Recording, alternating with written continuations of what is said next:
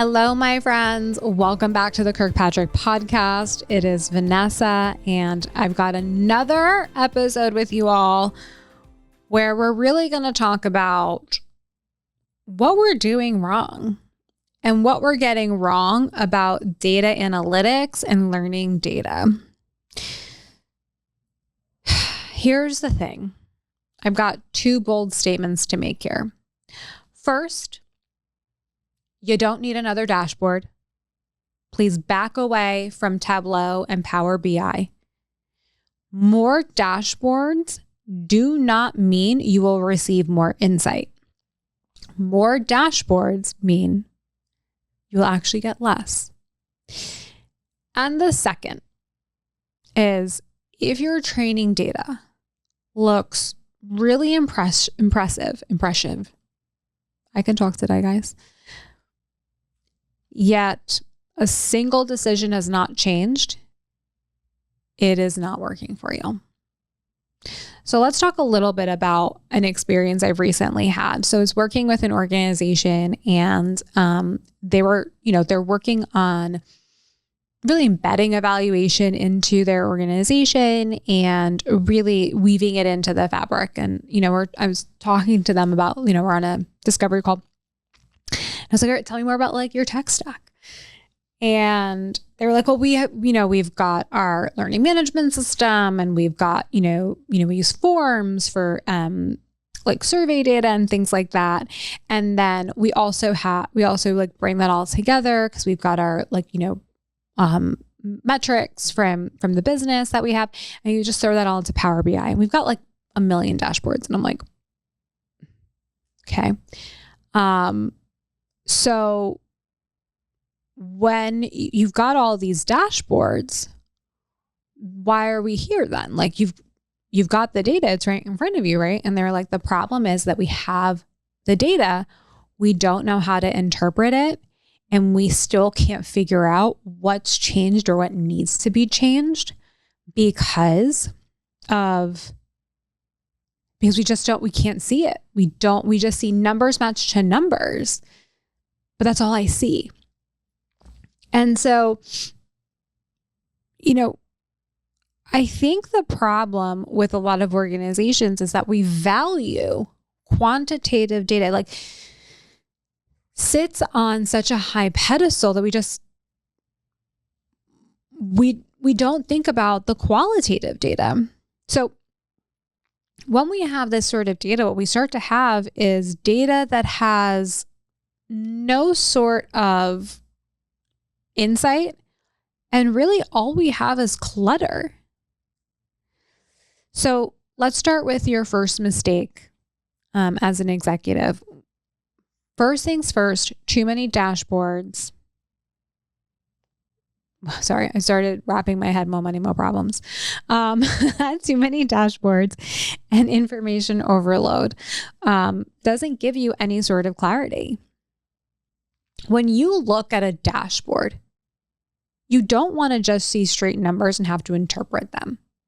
You want to also see, what are the recommendations?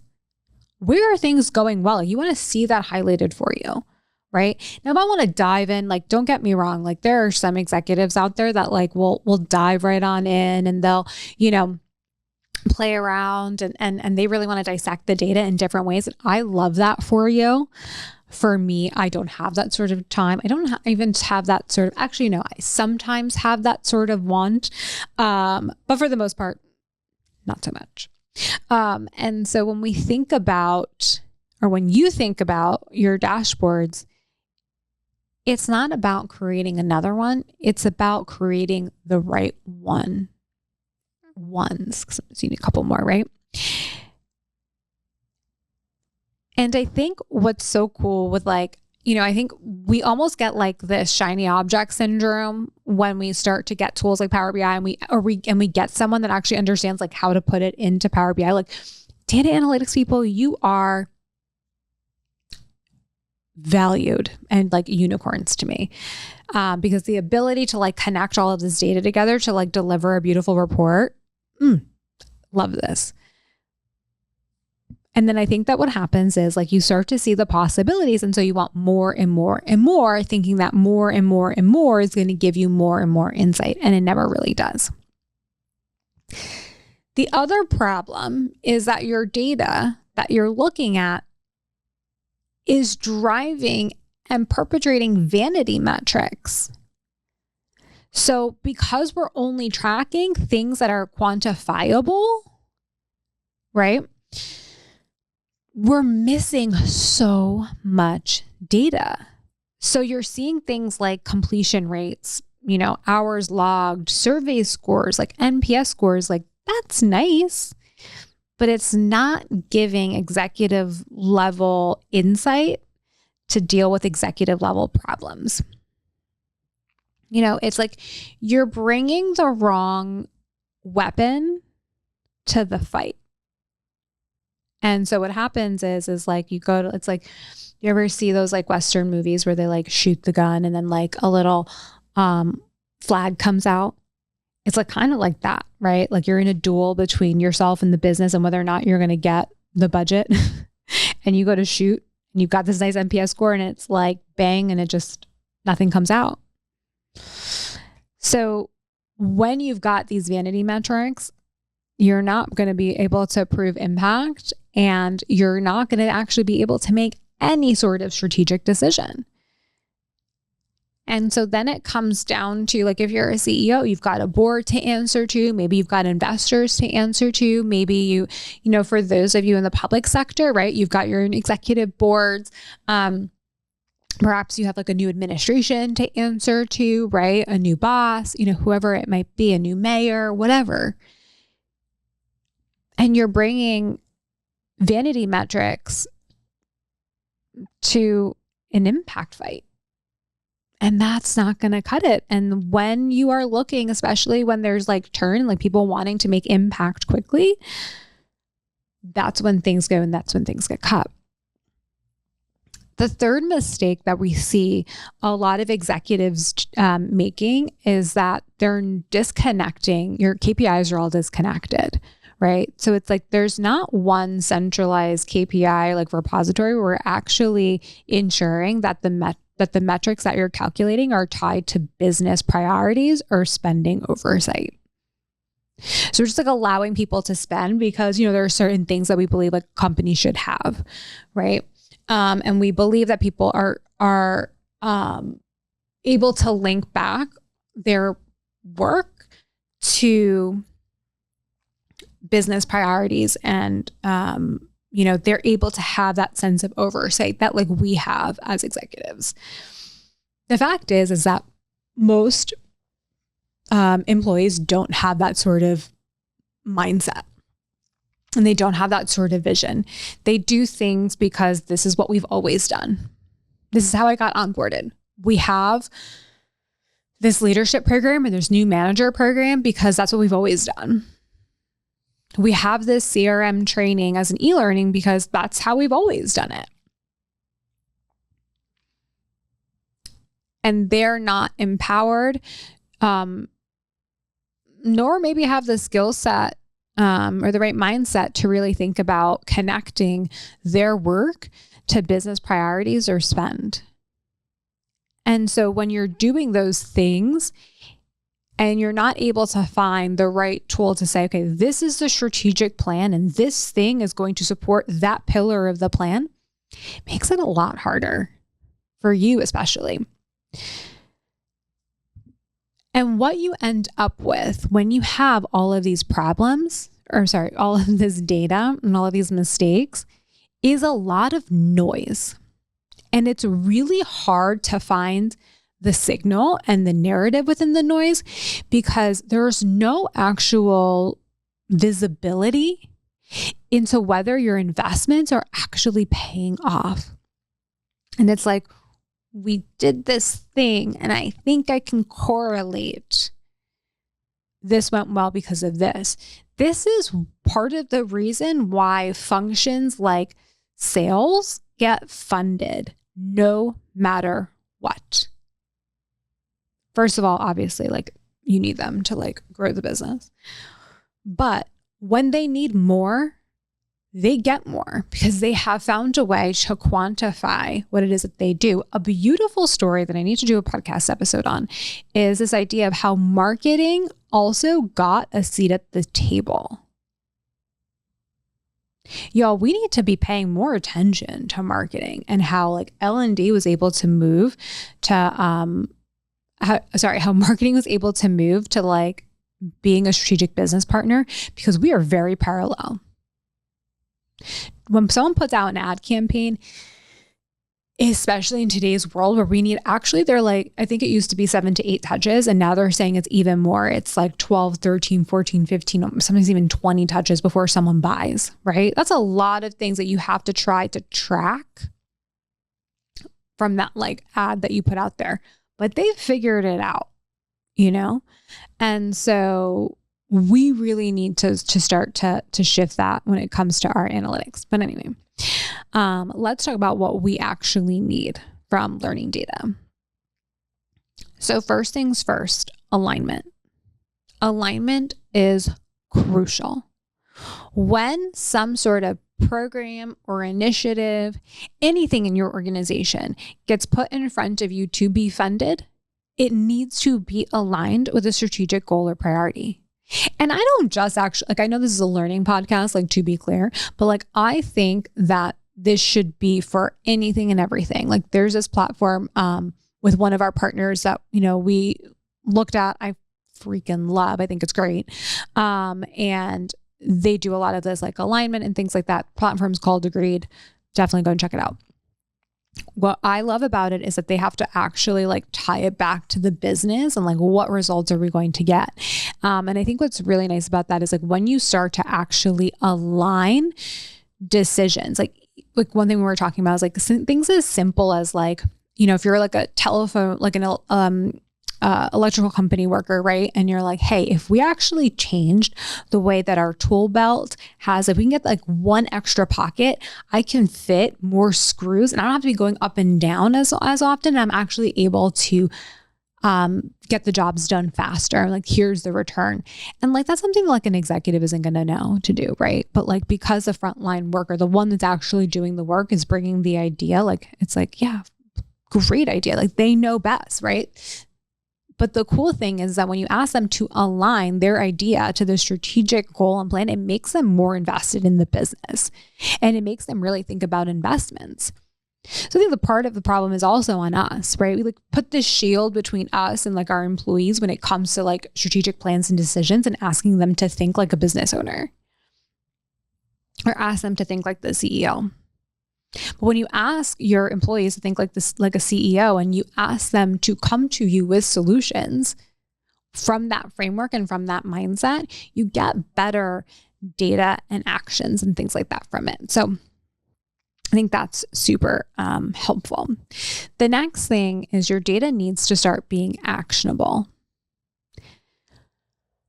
When we have to spin up our own justifications, we have to spin up our own, you know, reasons and start to pull things together, it makes it really difficult to make budget and strategic decisions.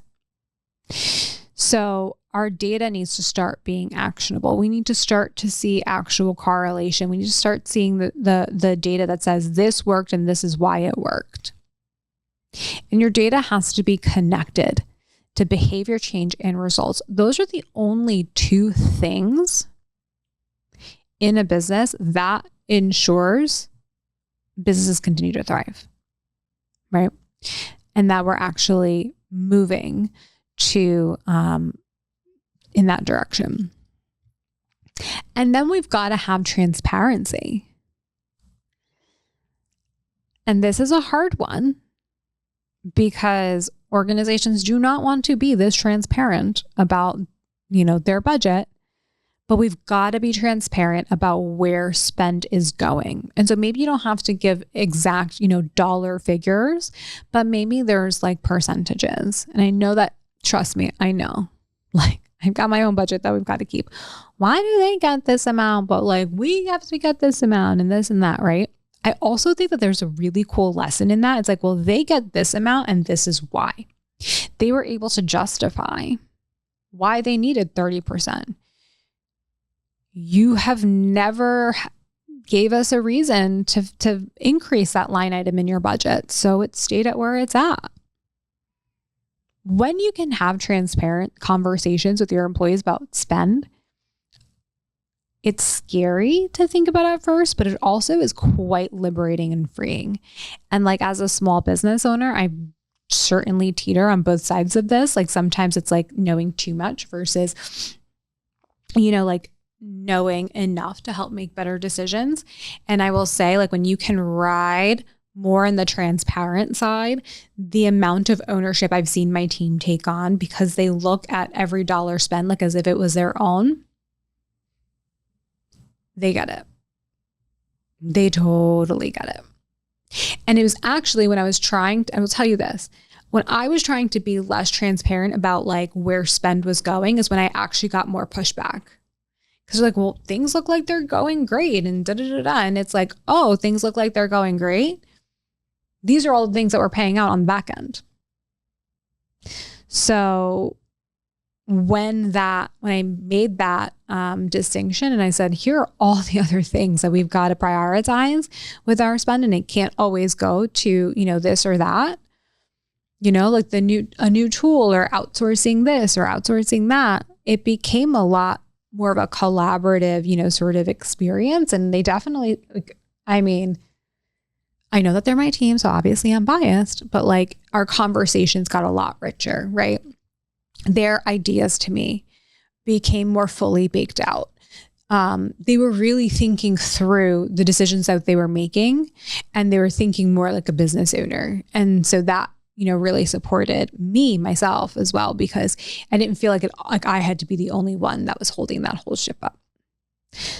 So when you're looking at your dashboards, your 1 in a million dashboards, to figure out whether or not you need to keep that, or, what is it that I'm looking at? First question I need you to ask, what problem were we trying to solve, and did we solve it? This way, it ensures that your learning data is tied to clear business or performance goals.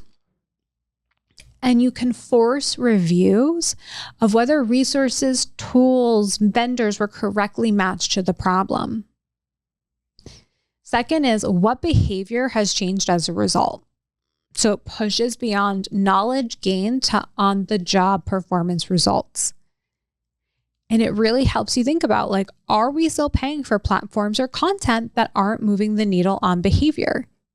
And if we know behavior is linked to performance, our focus needs to be on content, platforms, and solutions that changes behavior. And then lastly, what business result can we connect to that change? So you want to look for evidence of contribution to strategic KPIs, not direct attribution. Stop trying to link that one training to that KPI. It is a combination. Going back to your girl sports analogy, the quarterback by himself does not win the game. He doesn't throw the ball, run all the way down the field to catch the ball and then get it into the end zone. He takes the ball and he throws it to someone else. And at the same time, other people are blocking and tackling, and other people are making, going this way and the other to distract, and, all of the things. Here we are, your girl with her sports. There's a lot of things happening in order to get to the end zone or get that ball into the goal. Let's go soccer. That ball gets passed back and forth a lot before it ever lands into a goal. Way more, obviously than in football, because I don't think you can only throw it once, I think. I did see that one play from the Patriots where kind of threw it. I think if you can throw it backwards, then you can send it forwards. Anyway, again, things that I don't know a lot about football. Although I play like a ESPN football commentator on TV. So ESPN, call me. What a career change that would be. But yeah, think about soccer. Soccer, the ball goes back and forth until it's in the right position to land it into the goal. Yeah, sure. Like Ronaldo, Messi, like they get the big cheer and things like that. But when they get to the interview, It's never, I carried the whole team on my back. I made all the goals. It's my team set me up in order to have that success, right? They passed, they defended, right? The goalie did not let more goals go in than we were making, right? It's a team sport, team effort. And that's the way that you have to start to look at spend. It is a team effort, and you need every single person on the team. It's like Jordan on my team says, right? Should a colleague or a mentor, I think it was, that said to her, we're a team. We all wear the same jersey. Doesn't matter who ended up, getting that ball into the end zone or getting that ball into the goal. We all wear the same jersey. This is not a one person sport. Now, we need to be able to show up and say, this is what our contribution helped to support, right? And you need the data to show, yeah, I needed the training. Yeah, I needed those performance supports, right? I needed that job aid. I needed that checklist, right? I needed that AI chatbot in order to perform and do what I did. You do need that data. Don't get me wrong. But we've got to stop looking for direct attribution. You can never measure the impact of one single standalone event. There's always more that contributes, and that's what we need to look at. So with that, friends, I want you to start to think about your own data.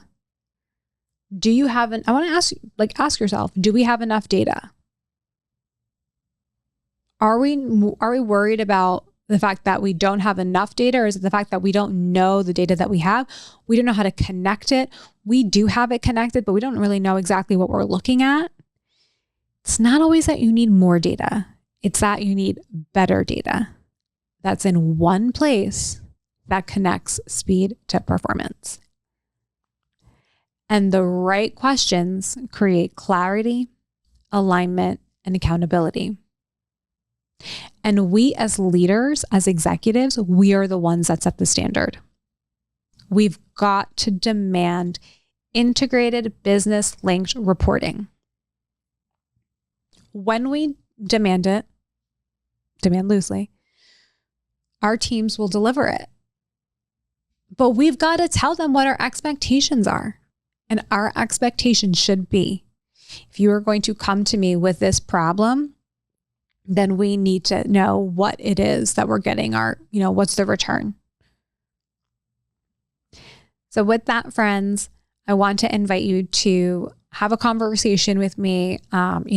Click our link to schedule a discovery call. We'd love to chat more with you about the data that, the data that you have, the data that you're working with, and how to actually link it to business results. This is that time. This is budget justification season. This is when we start to set up for 2026. If you're still worried about 2025, you're behind. This is when we're looking at 2026 and beyond.